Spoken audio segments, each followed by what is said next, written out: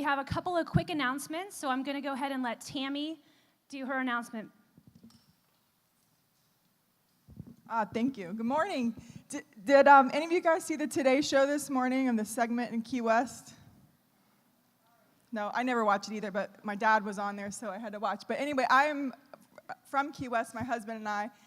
My father's actually the mayor of Key West, so very involved down there. And after the storm, we've found multiple ways to get involved, but a classmate of mine reached out to me. She has an organization down there called Kids First, and she asked for help with a project she's calling Light Up My Neighborhood. So basically, most people lost everything. 90% of the homes down there had some kind of damage, and the Keys just above Key West, like Marathon, Sugarloaf, all those, most of those neighborhoods were wiped out. So she is asking for any help, because people aren't worried about the decorations and things like that, but they lost everything. So I am going to help her, and I'm asking you guys if you want to help. If you want to go through your Christmas decorations, if you have any extra strands of lights, or if you have any decorations you don't use anymore, I know I have tons of them. And I know it's early, and you're probably not getting your stuff out till next weekend, but I'm going on Monday to Key West. So if you would like to help in any way, I can, what I'm going to do is on our Facebook page is I'm going to put my address, and I actually live across the street in Van Dyke Estates. So if you guys are coming to a service this weekend, I will put a bin on my front porch if you would like to just drop off anything. It can be brand new, it can be used, it doesn't matter. They have nothing. They're going to appreciate whatever we can do. And they're putting teams together to go out and decorate people's houses. We won't be able to help with that, but at least we can help this way. And I can also take monetary donations today if you want to help in that way. I'm not going to buy the decorations myself. I'm going to give it to the organization so that they can contribute to the economy down there and shop in the stores down there and buy them down there. But if you would like to help, I think this is an easy way where you don't have to spend money. So if you could get your decorations out early, I know mine are up in the attic. My husband's going to be like, what? But I would really appreciate it. And I will put the information on Facebook page, but I can also take cash donations today or checks or whatever. Thank you. Thanks, Tammy. And then just one more announcement from Mona. She's going to be talking about the children's Christmas party. That will be on December 14th. Good morning. So it's time for our Christmas party again for the children, and we're going to have a great big birthday party for Jesus. So we want your help, and specifically for some of our table leaders, if you could volunteer. We've got some clipboards that are going to go around. So we need some volunteers to bring in cookies. Lots of cookies for the kids, and also any ideas for games. If you have some games that that little preschoolers would absolutely love, we would love to have your ideas on that. And also we need a storyteller, so if we have any grandmas that are great at storytelling, that would be awesome. And some crafts, any great ideas you have, just sign up and get excited, because we're going to have a fun birthday bash for Jesus. Thank you, Mona. I'll be there with my 2-year-old, so, yep. December 14th, yeah, December 14th. So we only have one more meeting after this one, which is December, is it 7th?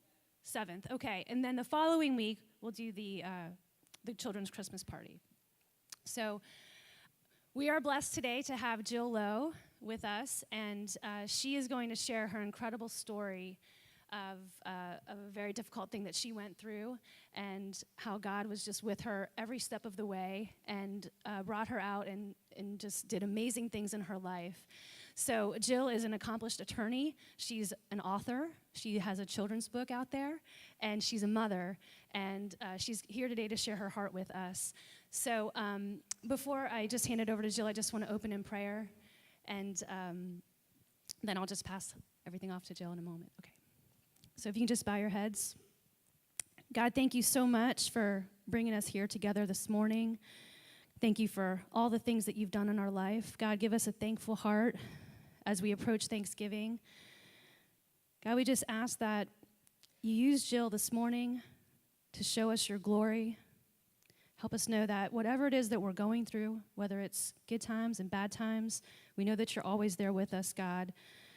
We know that your ways are higher than our ways. We don't always know why. We have to go through some difficult things. We know it's not to destroy us, God, it's to develop us. We just trust in you and your provision.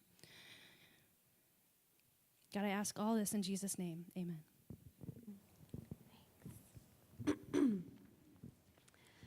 Good morning. As Wendy had mentioned, my name is Jill Lowe. I am an attorney. I'm a mother. I am a wife, and I'm a breast cancer survivor. And that last word, breast cancer survivor, it's something that I never imagined would ever happen to me.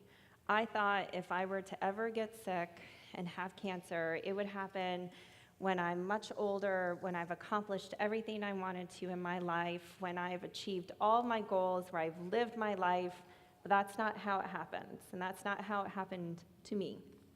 And so I'm sharing my story with you today to inspire you, to give you hope, and I'm going to take you through my journey because, faith was not a big part of my life before I had cancer, and through the cancer, I have grown closer to God, closer to my faith, and I'm a place today where I've been blessed. And so that's a picture of my family. That's my daughter, Abigail. She's 8, and my husband, Jason. We've been married for 11 years. And so I'm going to tell you how I was diagnosed with breast cancer because the way I was diagnosed is very unique.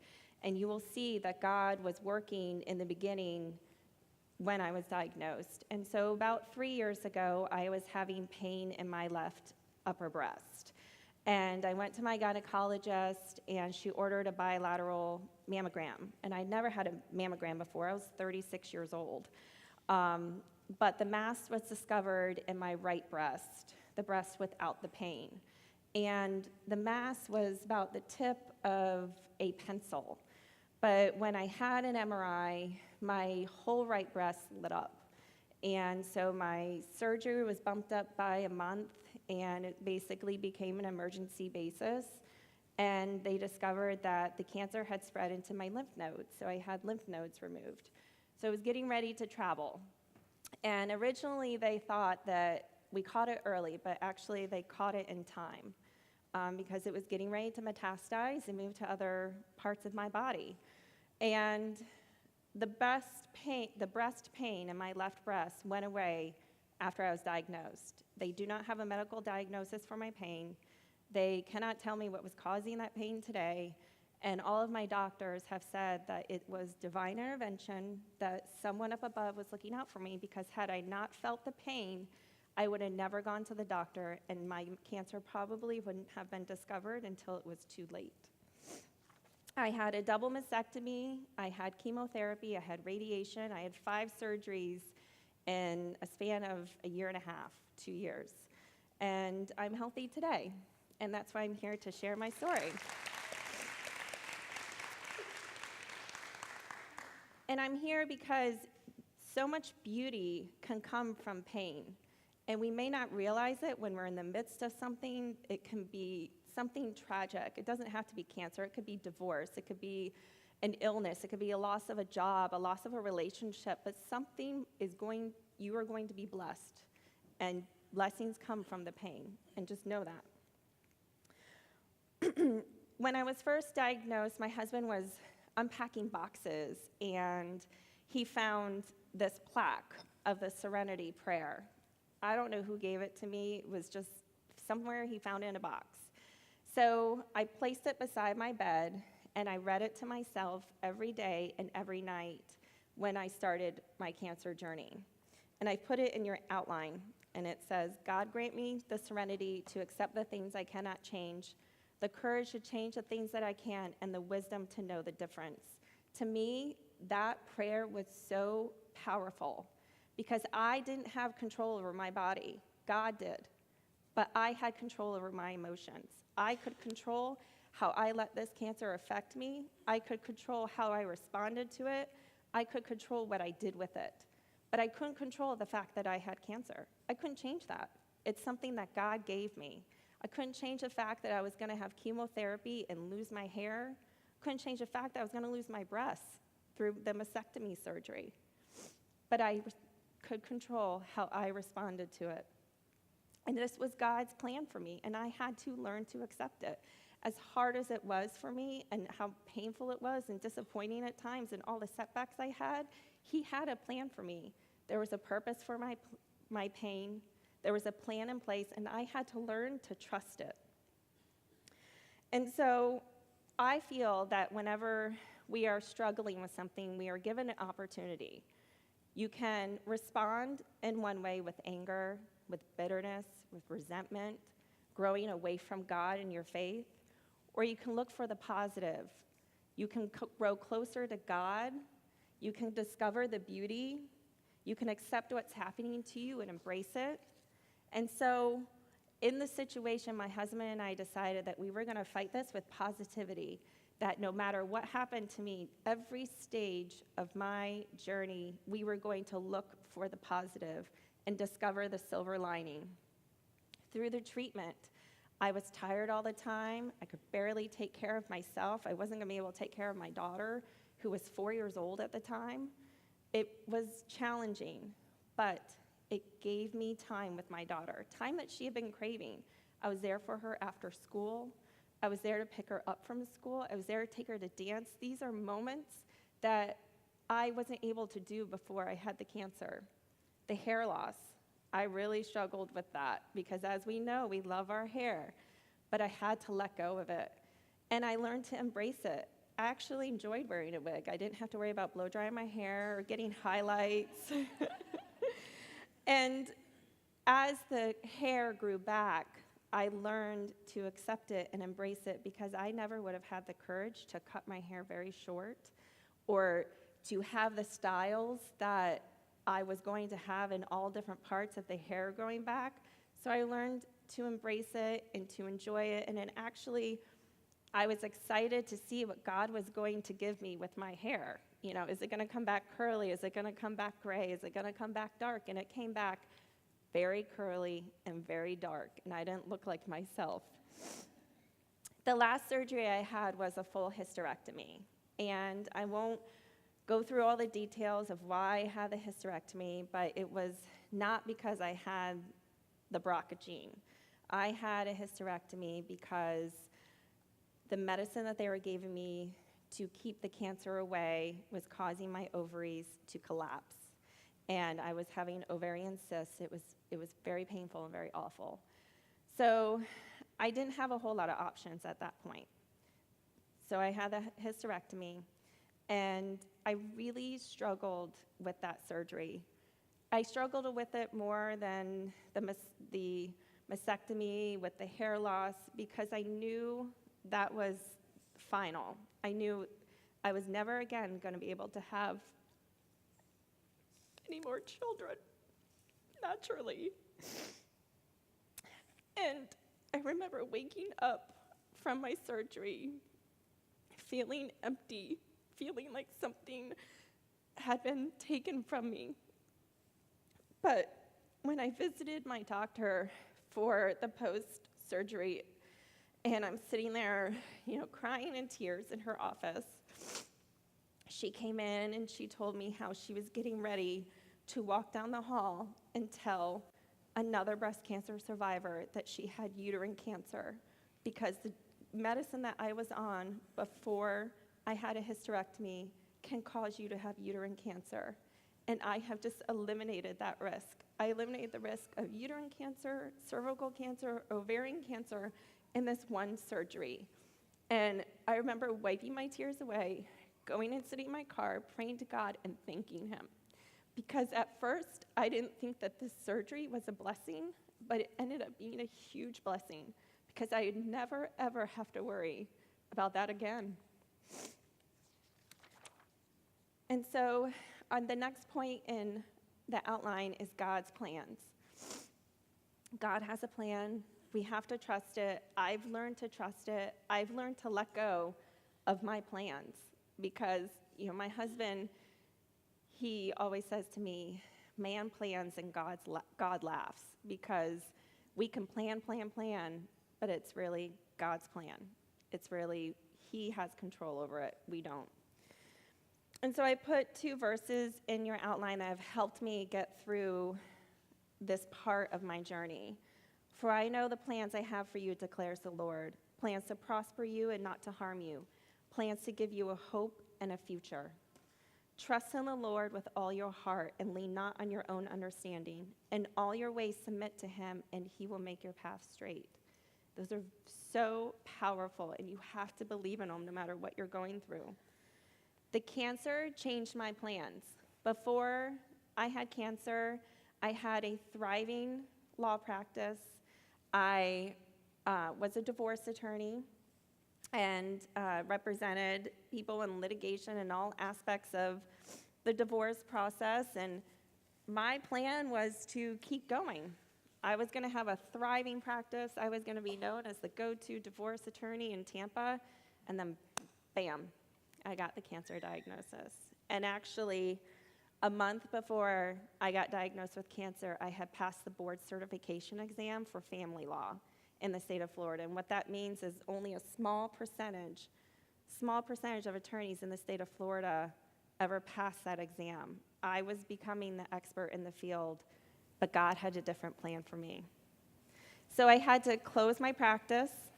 I had to focus on myself. I had to take care of myself, because if I wasn't taking care of myself, there was no one else I could take care of.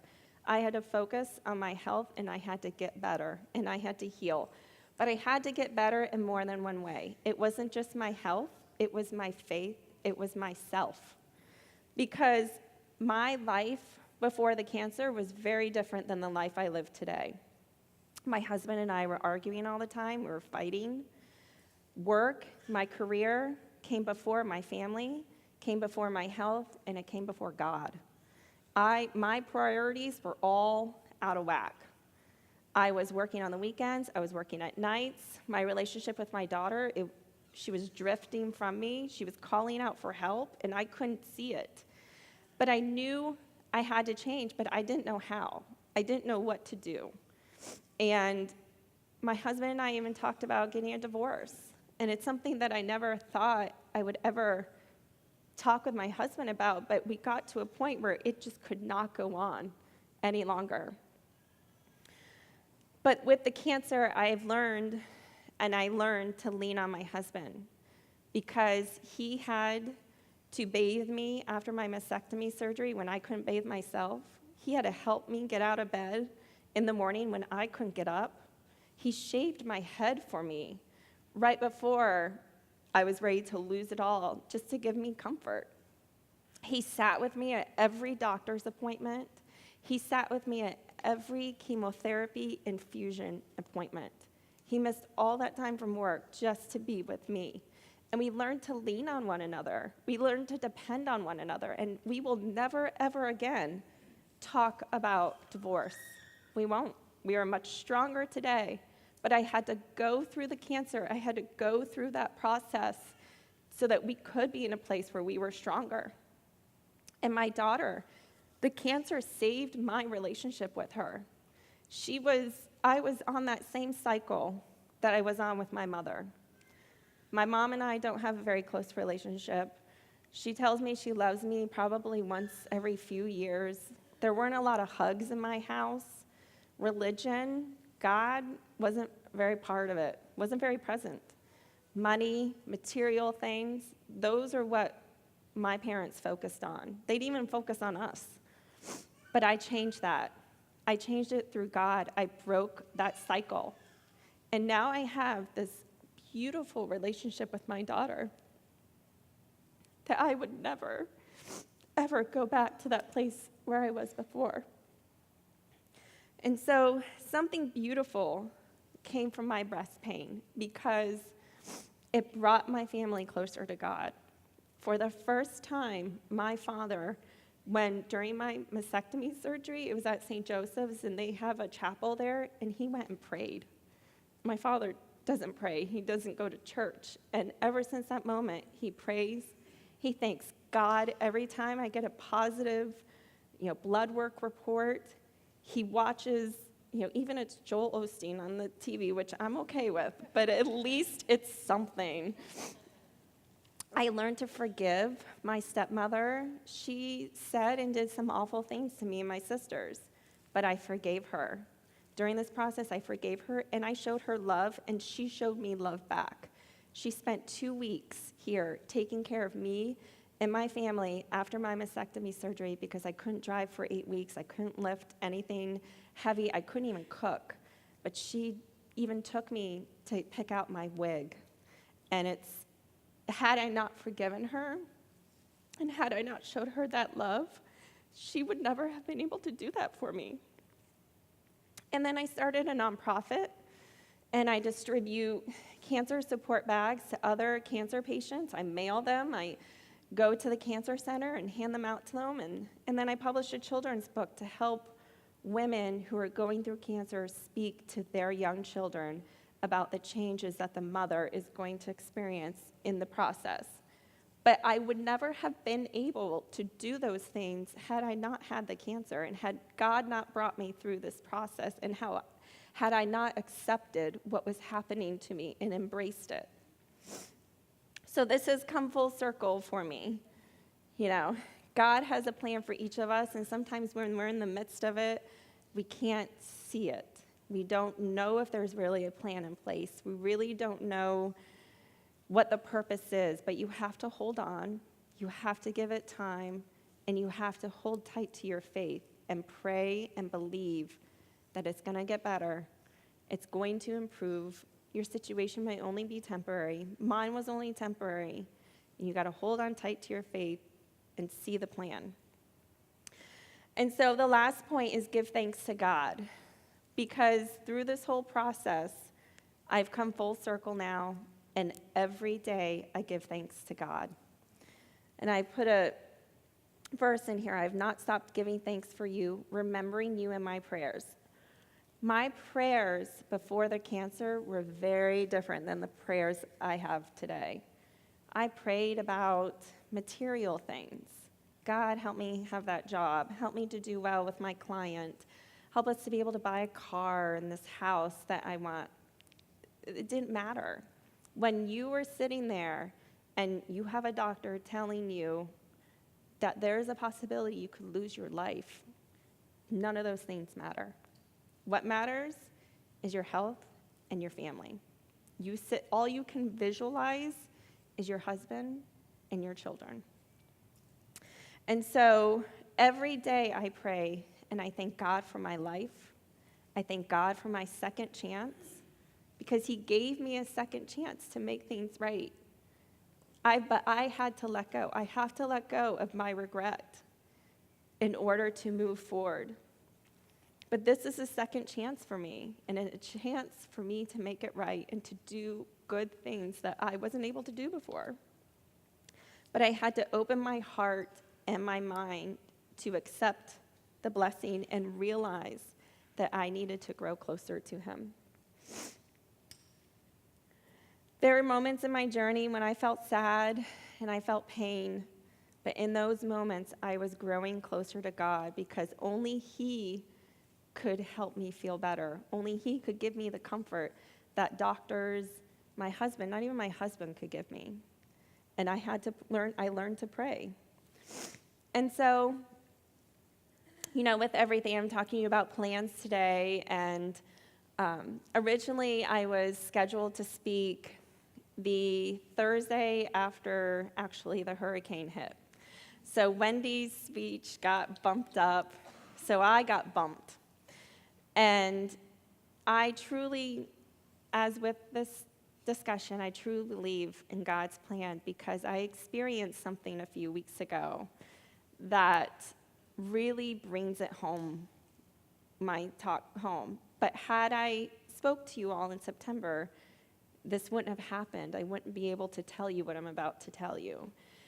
And so a few weeks ago, I was at the cancer center and passing out bags to patients, and I'm sitting there and talking to this gentleman who has cancer, and his mom asked me if I had been a patient here, and I said yes. And I took a moment, and I scanned the room, and I visualized where I sat, where I was, how I looked, how I felt, I saw my nurses, I saw everyone there, and it really hit me of what God did for me, how he healed me, how he cured me, how he gave me strength. And I went out to my car and I thanked him over and over again because he gave me life. And so, with every story or, movie you watch and you learn about someone's story, you always want to know what happened to them, right? Don't leave us hating. Where are you today? So I'm going to tell you where I'm at today. I'm no longer practicing law. I closed my firm, and it was the best decision I ever made. I've been working on training to be a life coach so I can help other people who have experienced or are experiencing things that they can move forward with their lives. I'm cured of cancer. My doctors won't give me the final cure until it's been 10 years without a recurrence, but I have no signs of cancer today in my body. I spend a lot of time with my daughter. They are my priority. I attend church every Sunday here. I spend time, daily devotions, daily prayer with God. I talk to him all the time.